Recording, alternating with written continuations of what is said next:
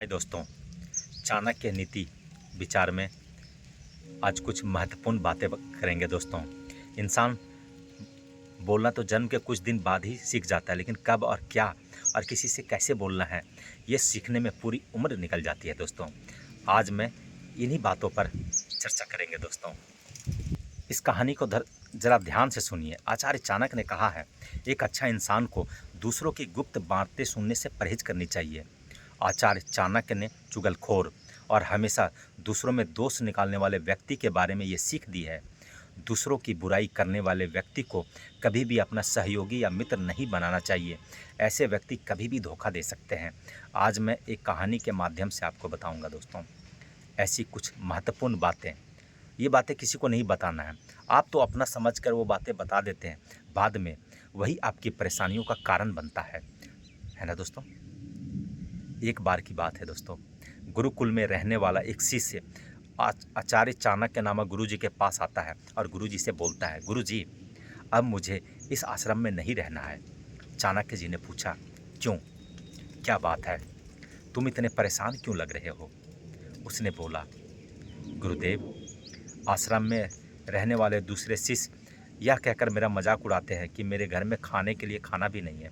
मैं बहुत गरीब हूँ और मेरे पिता शराब पीकर मेरे माँ और भाई बहनों को मारते पीटते रहते हैं।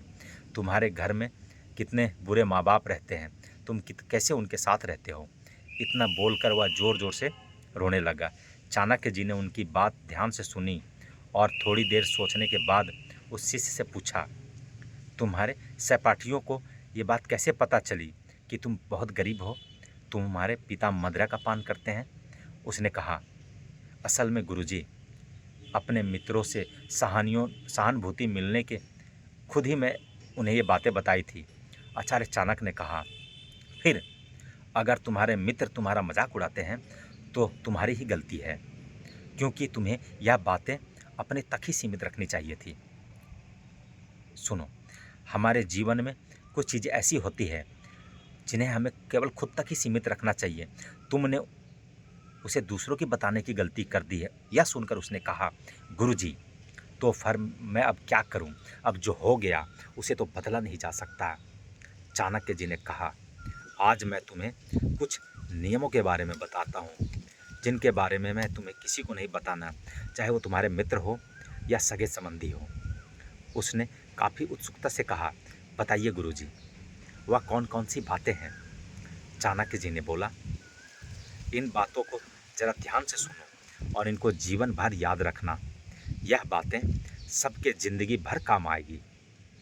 शिष्य ने पूछा, वह कितनी बातें हैं गुरुजी?